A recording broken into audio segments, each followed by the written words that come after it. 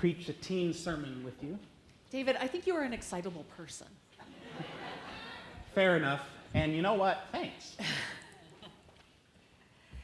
We have just heard 3 metaphors for prayer, and I can relate to all of them. Maybe you can too.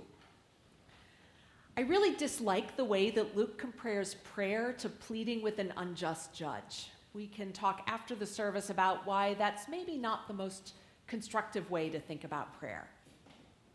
I admit, though, that sometimes prayer does feel like that.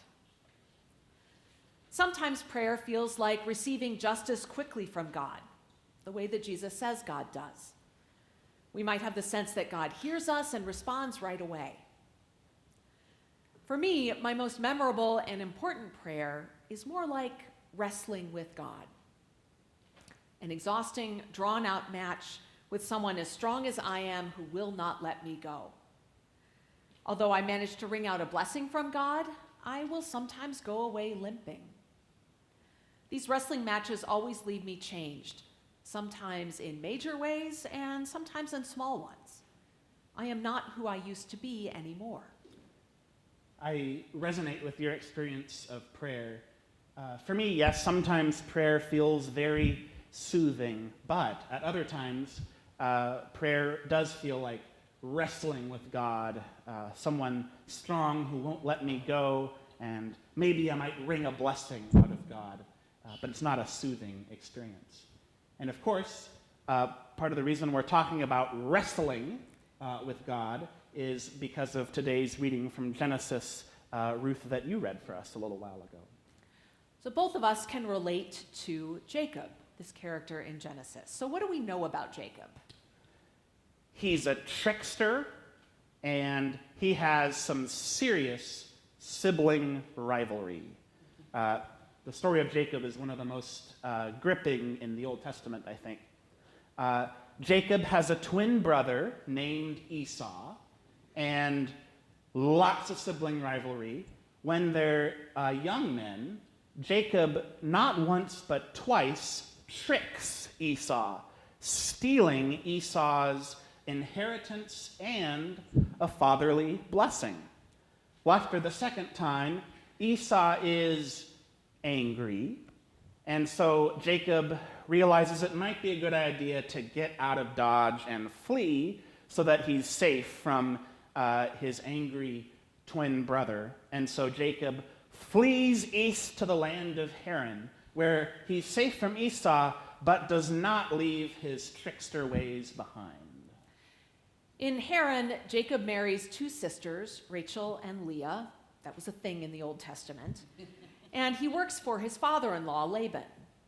Jacob's wages are supposed to be all the striped and spotted sheep and goats, which don't occur all that often by nature. So Jacob manipulates the herds into breeding more striped and spotted lambs and fewer solid lambs. He's basically stealing from his father-in-law. Jacob winds up being really rich with large flocks of sheep and goats. But, of course, this means that he once again has somebody angry at him. And so, once again, he flees, this time from Laban, heading back to the land of his birth. He flees with his big family and these many, many sheep you were talking about. And he is scared because he knows that he will soon have to come face to face with his brother Esau again, who, when last we left him, was furious at Jacob. And he becomes more scared when a scout comes to him and says, "Hey, Esau is coming your way with 400 men. Well, surely that can only mean that Esau is planning an attack.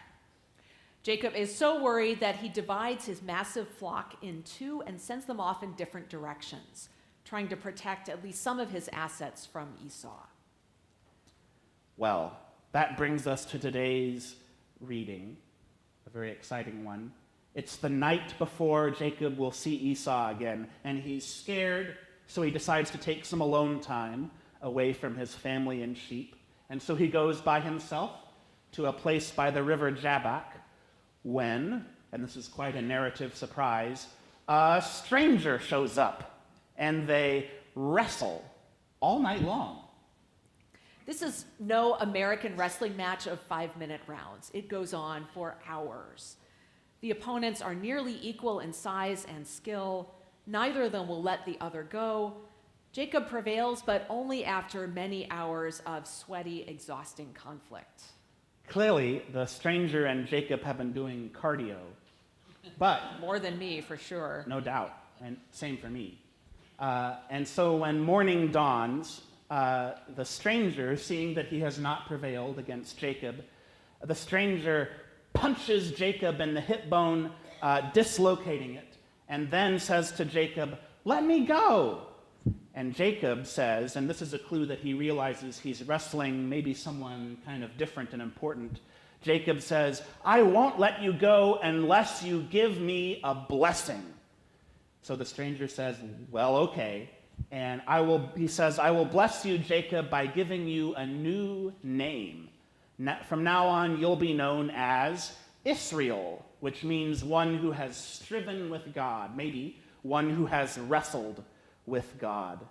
And with that, the stranger vanishes. And Jacob is left alone. He realizes he has seen God. Maybe this stranger is an angel, maybe the stranger is God. In some ways, it's not really that important. He saw God. And as a result of seeing God, Jacob, or Israel now, has been irrevocably changed. He has a limp, probably a permanent limp. He has been blessed, and he has this new name. And so he is changed, and actually so are all of his descendants. From this time forth in the biblical narrative, Jacob and his descendants are often known as Israel, or as the Israelites. Right after he leaves the Jabbok limping, the day Jacob has been dreading comes to him. He has to face Esau again. Jacob has been bracing himself for more angry words, maybe more blows, but Esau runs to his brother and hugs him. Jacob introduces his wives and children to Esau, and he tries to give Esau a generous gift, probably some of the sheep and goats he's been accumulating. And before, Jacob was trying to hold on to absolutely everything, and now he's trying to give it away. Esau tries to refuse the gift. No, you don't need to do that. But Jacob says, "Please, take it. Seeing your face is like seeing the face of God. God has been generous to me. I have everything I want." That's really striking. I have not just everything I need, but everything I want. So Esau accepts Jacob's gift. That's so interesting to me that Jacob, who previously, when he'd interacted with folks, had thought, "How can I trick them?" now is offering gifts and is saying, "I have seen the face of God." Yeah, it's hard to imagine the old Jacob giving anything away voluntarily. He has spent his entire life trying to get more and more for himself. It seems like Jacob really has changed so much that he needs a new name. Right, so from this time forth in the narrative, Jacob is often called Israel, although he's still referred to as Jacob sometimes, probably because the book of Genesis is made up of multiple written sources put together. Anyhow, Jacob/Israel has changed deeply, and from that time forth, love characterizes his actions. This does not mean that he's perfect. He's definitely not. No. He shows preferential treatment to his son Joseph, thus angering his other children, and that causes a lot of trouble. But from this time forth, Jacob/Israel is motivated primarily by love. In fact, when Jacob gets into trouble from here on, it's because he gives too much to his favorite son. Stinginess and greed are not his problems anymore. The new Jacob, I guess we should call him Israel, has truly become a generous person. Seeing God, even if it was in kind of the context of a wrestling match, changed him and helped him unlock a God-given generosity within. And we, too, are called to find the generosity within us after encountering God. That can happen in many, many ways. One of them, though, that we want to talk about today, has to do with stewardship. On this day, we are launching our annual stewardship campaign here at St. John's. This is one of the ways that we here can live into the generosity that God calls us to. The stewardship campaign is when we ask all of us, including Gia and I, to consider how much we might be able to support St. John's financially in the year 2026, and thereby help our St. John's community live into our mission statement to grow, heal, and serve with God's wisdom, love, and joy. It's taken me a while to learn it, but I think... You've got it. That's good, it. Good. And your financial gifts make such a difference, right? They are what helps our choir to have sheet music.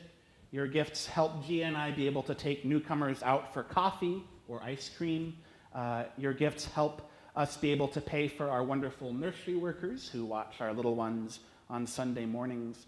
They help us to keep our In the Garden and Friendship Dinner ministries going that provide food and companionship to those who need it, as well as many more important ministries. As part of our stewardship campaign, I ask you to make an estimate of your giving to St. John's for 2026. Some people call that a pledge. Estimate of giving is a little more easily understood these days, so we've started to use that term. Having these estimates or pledges really helps our finance team develop an accurate budget for next year. Letters and emails will go out in the next couple of days. The online form is on St. John's website, and there are paper forms and envelopes on the table in the atrium. While, of course, you can make an estimate of giving or change it at any time through the year, we would like to have all of these forms in 4 weeks from today on Sunday, November 9th. As you consider what to give next year, I encourage you to reflect on the ways that God has changed you. Maybe you have seen the face of God and been transformed as much as Jacob was by his wrestling match with God. Maybe your experience of God has been less dramatic, with a more subtle change, but it's there. You can recognize it. How might God be inviting you to respond to what God is doing in your life? And at all times, whether we're launching our stewardship campaign or not, I think this reading today from Genesis reminds us that prayer does not have to be soothing to be holy. That when prayer feels like, "Where are you, God?" or "What are you doing, God?" that can still be a transformative moment for us. Amen.